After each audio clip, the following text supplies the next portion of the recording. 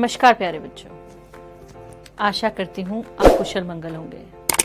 अपनी सेहत और अपनी पढ़ाई का खूब ध्यान रख रहे होंगे। आज की इस वीडियो का बेसब्री से इंतजार कर रहे होंगे। तो चलिए शुरू करने से पहले मैं आपको एक बात बताना चाहूंगी। आपने सुना होगा, लोग कहते हैं बीत गई सो बात गई। चलो शुरू करते हैं, कोई बात नहीं। पर क्या हमारा बीता हुआ कल हमारे आज से किसी तरह से भी जुड़ा हुआ नहीं है? शायद गलत होगा ये कहना, क्योंकि हमारा बीता हुआ कल हमारे आज को एक पृष्ठभूमि देता है। इसी पर चर्चा करने के लिए आज हम कक्षा 6 के इतिहास की पुस्तक का पहला अध्याय करेंगे। क्या, कब, कहां और कैसे। तो चलिए पढ़ते हैं। इस साल तुम 6ठी कक्षा में इतिहास पढ़ोगे। इतिहास समाज विज्ञान का हिस्सा माना जाता है। समाज विज्ञान हमें अपनी सामाजिक दुनिया की कार्य प्रणाली को समझने में मदद करता है। इतिहास बताता है कि आज की दुनिया कैसे विकसित हुई। यह हमें वर्तमान के अतीत के बारे में बताता है। आपकी पुस्तक में एक रशीदा नाम की लड़की का जिक्र किया गया है, जो घर पर बैठे अखबार को पढ़ रही थी। अचानक रशीदा की निगाहें एक सुर्खी पर पड़ी जो 100 साल पहले की थी। वह सोचने लगती है कि यह कोई कैसे जान सकता है कि इतने वर्षों पहले क्या हुआ था। अब हम रशीदा के इस सवाल का पता लगाएंगे कि हम अतीत के बारे में कैसे जान सकते हैं। यह जानना बहुत आसान होता है कि कल क्या हुआ था। कल के बारे में हम रेडियो पर सुन सकते हैं, टेलीविजन पर देख सकते हैं या फिर अखबारों में पढ़ सकते हैं। पिछले साल क्या हुआ था इसके बारे में भी हम किसी ऐसे व्यक्ति से बात कर सकते हैं जिसे उस समय की स्मृति हो। लेकिन बहुत पहले क्या हुआ था, यह हम कैसे जान सकते हैं? हम अतीत के बारे में बहुत कुछ जान सकते हैं, जैसे लोग क्या खाते थे, वह कैसे कपड़े पहनते थे, किन किन घरों में रहते थे। हम शिकारियों, पशुपालकों, शासकों, व्यापारियों, पुरोहितों, शिल्पकारों, कलाकारों, संगीतकारों या फिर वैज्ञानिकों के जीवन के बारे में जानकारियां हासिल कर सकते हैं। आधुनिक भारत दक्षिण एशिया में आता है। इसके साथ बच्चों, दक्षिण एशिया में आधुनिक भारत के अलावा पाकिस्तान, बांग्लादेश, नेपाल, भूटान और श्रीलंका आता है। अफगानिस्तान, ईरान, चीन तथा म्यांमार दक्षिण एशिया के पड़ोसी देशों को दर्शाता है। दक्षिण एशिया एक महाद्वीप से छोटा है, लेकिन विशालता तथा बाकी एशिया से समुद्रों, पहाड़ियों तथा पर्वतों से बटे होने के कारण इसे उपमहाद्वीप कहा जाता है। अब हम यह पता लगाएंगे कि प्राचीन काल में कई लाखों वर्ष पहले लोग कहाँ रहते थे, किन फसलों को उपजाते थे, किन पशुओं को पालते थे और लोगों ने कौन कौन से नए नगर बसाए थे। आपकी पुस्तक में भारत के मानचित्र को दर्शाया गया है। इस मानचित्र में भारत में बहने वाली नदियों तथा पर्वत श्रृंखलाओं को दर्शाया गया है। आपकी पुस्तक में दिए गए मानचित्र में नर्मदा नदी के बारे में बात करेंगे। नर्मदा नदी को रीवा नदी के नाम से भी जाना जाता है। इससे पहले नर्मदा नदी का नाम नर्बुदा था। नर्मदा नदी भारत के मध्य में बहती है। नर्मदा नदी को मध्य प्रदेश और गुजरात की जीवन रेखा भी कहा जाता है। कई लाख वर्ष पहले लोग इस नदी के किनारे पर रहते थे। यहाँ पर रहने वाले आरंभिक लोगों में से कुछ कुशल संग्राहक थे, जो आसपास के जंगलों की विशाल संपदा से परिचित थे। अपने भोजन के लिए ये लोग जड़ों, फलों तथा जंगल के अन्य उत्पादों का संग्रह किया करते थे। यहाँ के लोग जंगलों में शिकार भी किया करते थे। अब हम मानचित्र में दिए गए उत्तर पश्चिम की सुलेमान और किरथर पहाड़ियों की बात करेंगे। सुलेमान पर्वत दक्षिण पूर्वी अफगानिस्तान और पश्चिमी पाकिस्तान के बलूचिस्तान प्रांत के उत्तर भाग में स्थित एक प्रमुख पर्वत श्रृंखला है। सुलेमान पर्वत ईरान के पठार का पूर्वी छोर है और भौगोलिक रूप से उसे भारतीय उपमहाद्वीप से विभाजित करते हैं। इस श्रृंखला के सबसे प्रसिद्ध शिखर बलूचिस्तान में स्थित हैं। सुलेमान श्रृंखला से क्षेत्र की दो मुख्य नदियां निकलती हैं, डोरी नदी और गोमल नदी। किरथर पर्वत सिंध तथा बलूचिस्तान में झालावान क्षेत्र की सीमा पर स्थित एक पर्वत श्रेणी है।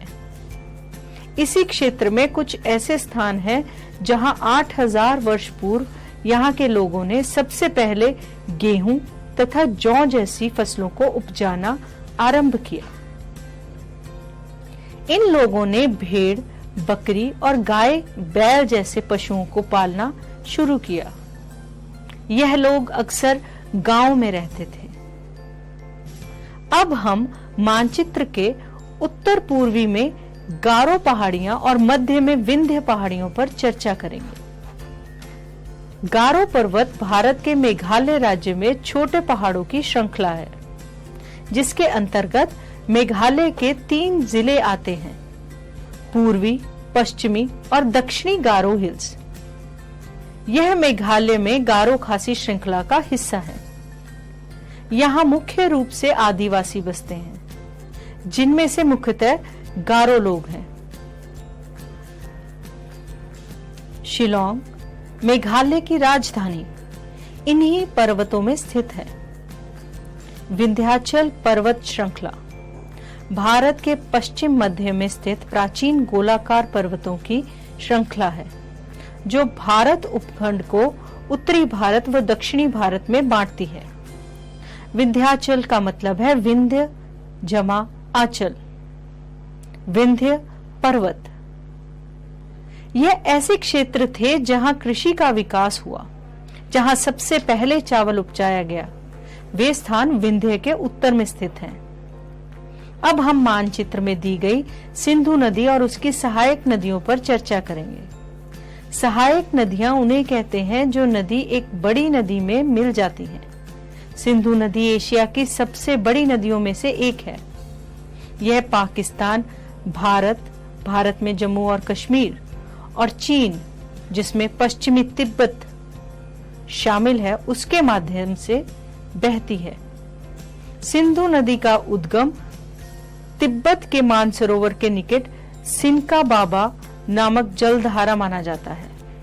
यहाँ से यह नदी तिब्बत और कश्मीर के बीच बहती है। नंगा पर्वत के उत्तरी भाग से घूमकर यह दक्षिण पश्चिम में पाकिस्तान के बीच से गुजरती है और फिर जाकर अरब सागर में मिल जाती है। इस नदी का ज्यादातर अंश पाकिस्तान में ही प्रवाहित होता है। यह पाकिस्तान की सबसे लंबी नदी और राष्ट्रीय नदी है। सिंधु की 5 उपनदियां हैं। इनके नाम है वितस्ता, चंद्रभागा, इरावती, विपासा, शत्रु, जिसे सतलुज के नाम से भी जाना जाता है। ये 5 उपनदियां हैं। इनमें शत्रु सबसे बड़ी उपनदी है। सतलुज नदी पर बना भाखड़ा नंगल बांध के द्वारा सिंचाई एवं विद्युत परियोजना को बहुत सहायता मिली है। इसकी वजह से पंजाब एवं हिमाचल प्रदेश में खेती ने वहां का चेहरा ही बदल दिया है। यहाँ जो हम पंजाब के हिस्से की बात कर रहे हैं, ये वो पंजाब है जो भारत में है। वितस्ता, जिसे झेलम के नाम से भी जाना जाता है, इस नदी के किनारे श्रीनगर स्थित है। इन नदियों के किनारे 4700 वर्ष पूर्व कुछ आरंभिक नगर फले फूले भी। अब हम मानचित्र में दी गई गंगा नदी और उसकी सहायक नदी सोन नदी पर चर्चा करेंगे। गंगा भारत की सबसे महत्वपूर्ण नदी है। यह भारत और बांग्लादेश की दूरी तय करती हुई उत्तराखंड में हिमाचल से लेकर बंगाल की खाड़ी के सुंदरबन तक विशाल भूभाग को सींचती है। देश की प्राकृतिक संपदा ही नहीं, जन मन की भावनात्मक आस्था का आधार भी गंगा नदी में छिपा है। सामाजिक, साहित्यिक, सांस्कृतिक और आर्थिक दृष्टि से अत्यंत महत्वपूर्ण गंगा का यह मैदान अपनी घनी जनसंख्या के कारण भी जाना जाता है। सोन नदी भारत के मध्य भाग में बहने वाली एक नदी है। यमुना के बाद यह गंगा नदी की दक्षिणी उपनदियों में से सबसे बड़ी नदी है। यह मध्य प्रदेश के अनूपपुर जिले में अमरकंटक के पास उत्पन्न होती है, जो विंध्याचल पहाड़ियों में नर्मदा नदी के स्रोत स्थल से पूर्व में स्थित है। यह उत्तर प्रदेश और झारखंड राज्यों में गुजरकर बिहार के पटना जिले में गंगा नदी में विलय हो जाती है। गंगा व इसकी सहायक नदियों के किनारे तथा समुद्र के तट के इलाकों में नगरों का विकास लगभग 2500 वर्ष पूर्व हुआ।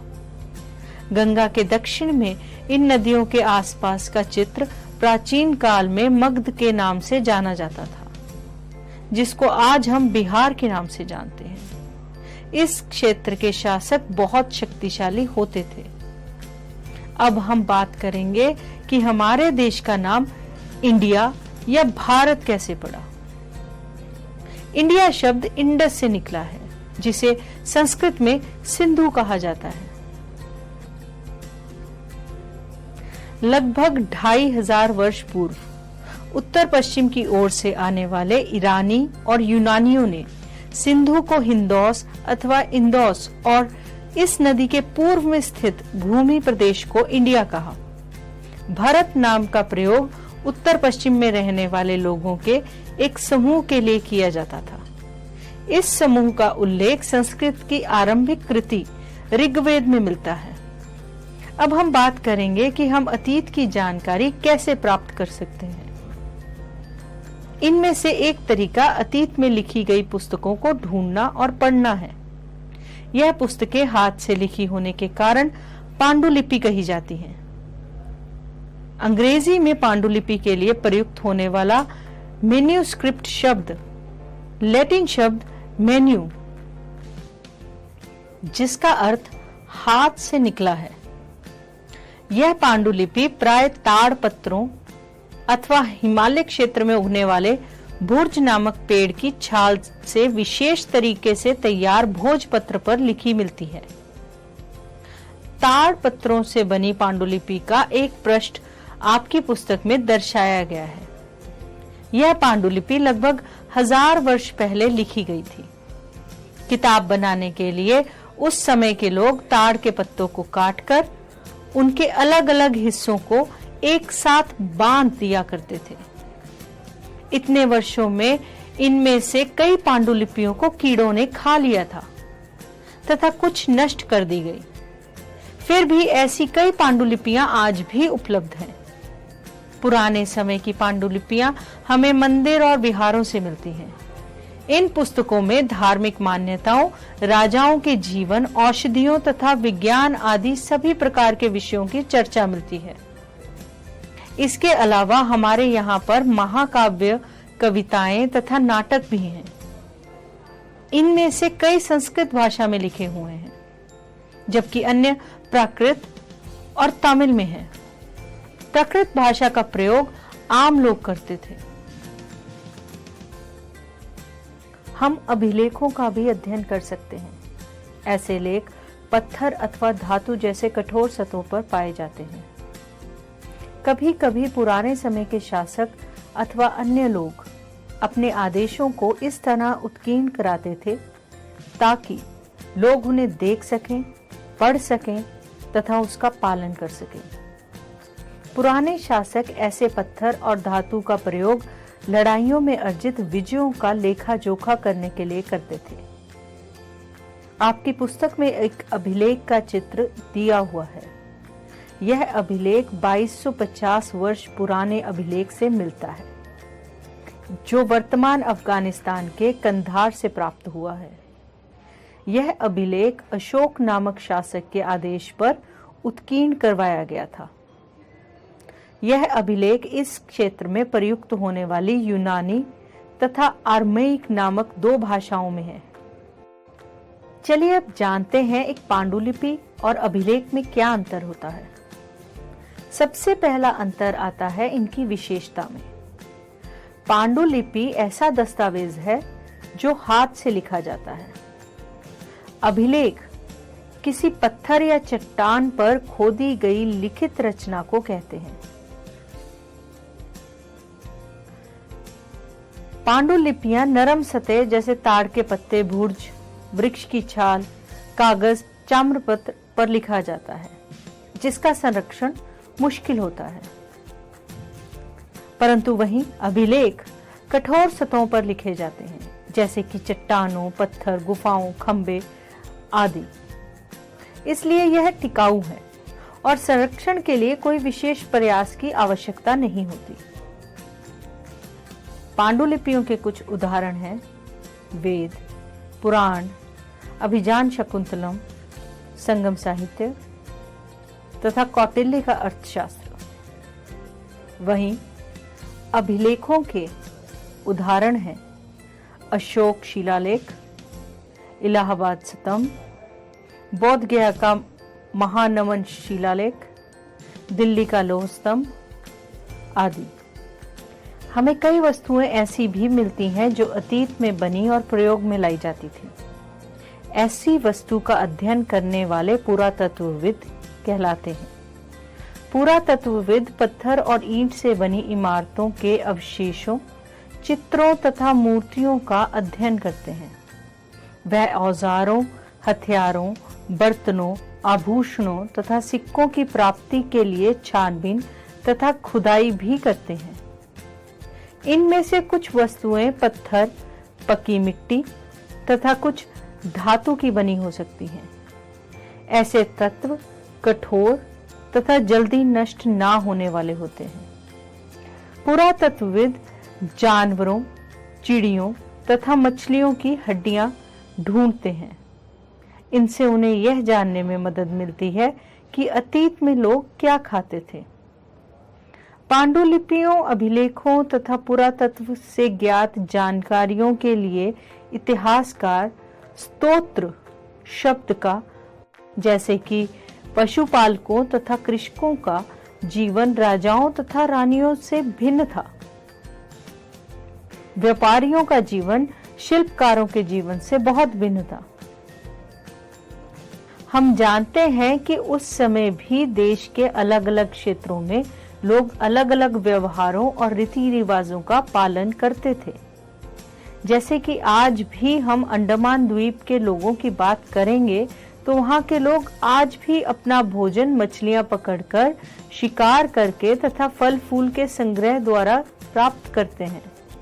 इसके विपरीत शहरों में रहने वाले लोग खाद्य आपूर्ति के लिए उन व्यक्तियों पर निर्भर रहते हैं। इसके अलावा इतिहास में एक अलग ही भेद है। उस समय शासक अपनी विजय का लेखा जोखा रखते थे। यही कारण है कि हम इतिहास में उन शासकों तथा उनके द्वारा लड़ी जाने वाली लड़ाइयों के बारे में काफी कुछ जानते हैं। जबकि आम लोगों की जिंदगी, जैसे शिकारी, मछुआरे, संग्राहक, कृषि तथा पशुपालक जैसी अपने कार्यों का लेखा जोखा नहीं रखते थे। पुरातत्व की सहायता से हमें उनके जीवन को जानने में मदद मिलती है, लेकिन हम इनके बारे में बहुत कुछ जान नहीं पाते, परंतु बहुत कुछ जानना चाहते हैं और बहुत कुछ जानना शेष रह जाता है। इस पाठ के अंत में एक अज्ञात लिपि का अर्थ निकालने की प्रक्रिया है। इस प्रकार से अज्ञात लिपि को जानने की एक प्रसिद्ध कहानी उत्तरी अफ्रीकी देश मिस्र से मिलती है। लगभग 5000 वर्ष पूर्व यहाँ राजा रानी रहते थे। मिस्र के उत्तरी तट पर रोजेटा नाम का एक कस्बा है। यहाँ से एक ऐसी उत्कीर्णित पत्थर मिला है जिस पर एक ही लेख 3 भिन्न भिन्न भाषाओं तथा लिपियों में लिखा है। इन लिपियों में से यूनानी तथा मिस्री लिपि के दो प्रकार हैं। कुछ विद्वान यूनानी भाषा पढ़ सकते थे। यहाँ राजाओं तथा रानियों के नाम एक छोटे से फ्रेम में दिखाए गए हैं। इसे कारतूश कहा जाता है। इसके बाद विद्वानों ने यूनानी तथा मिस्री संकेतों को अगल बगल रखते हुए मिस्री अक्षरों की समानार्थक ध्वनियों की पहचान की। जैसा कि आप देख सकते हैं कि चित्र में एल अक्षर के लिए शेर तथा ए अक्षर के लिए चिड़िया के चित्र बने हैं। एक बार जब उन्होंने यह जान लिया कि विभिन्न अक्षर किन के लिए प्रयुक्त हुए हैं, तो वह आसानी से अन्य अभिलेखों को भी पढ़ सकते थे। हमारी चर्चा का विषय आज यहीं समाप्त होता है। आशा करती हूं आपको अपने कई सवालों के जवाब मिल गए होंगे। सवाल और जवाब का दौर चला है, तो चलिए जानते हैं हमने आज के अध्याय से क्या सीखा। पांडुलिपियों तथा अभिलेखों में एक प्रमुख अंतर बताइए। पांडुलिपि, यह पुस्तकें हाथ से लिखी होने के कारण पांडुलिपि कही जाती हैं। यह पांडुलिपि प्राय ताड़ पत्रों अथवा हिमालय क्षेत्र में उगने वाले बुर्ज नामक पेड़ की छाल से विशेष तरीके से तैयार भोजपत्र पर लिखी जाती हैं। अभिलेख, ऐसे लेख पत्थर अथवा धातु जैसे कठोर सतहों पर लिखे जाते हैं। चलिए अब थोड़ा सा सही मिलान कर दीजिए। नर्मदा घाटी, मगध, गारो पहाड़ियां, सिंधु तथा इसकी सहायक नदियां, गंगा घाटी। नर्मदा घाटी जुड़ी है आखेट तथा संग्रहण से। मगध लगभग 2500 वर्ष पूर्व के नगर के रूप में जाना जाता है। गारो पहाड़ियां आरंभिक कृषि के लिए जानी जाती हैं। सिंधु तथा इसकी सहायक नदियां इनके प्रथम नगरों के लिए जानी जाती हैं। गंगा घाटी पहला बड़ा राज्य। चलिए अब आप मुझे बताइए कि कृषि का आरंभ कब हुआ? बिल्कुल सही जवाब, कृषि का आरंभ 8000 वर्ष पूर्व हुआ। सिंधु सभ्यता के प्रथम नगर कब बने? बिल्कुल सही, सिंधु सभ्यता के प्रथम नगर 4700 वर्ष पूर्व बने। आज का आखिरी सवाल, गंगा घाटी के नगर मगध का बड़ा राज्य कब बना? बिल्कुल सही, गंगा घाटी के नगर मगध का बड़ा राज्य 2500 वर्ष पूर्व बना।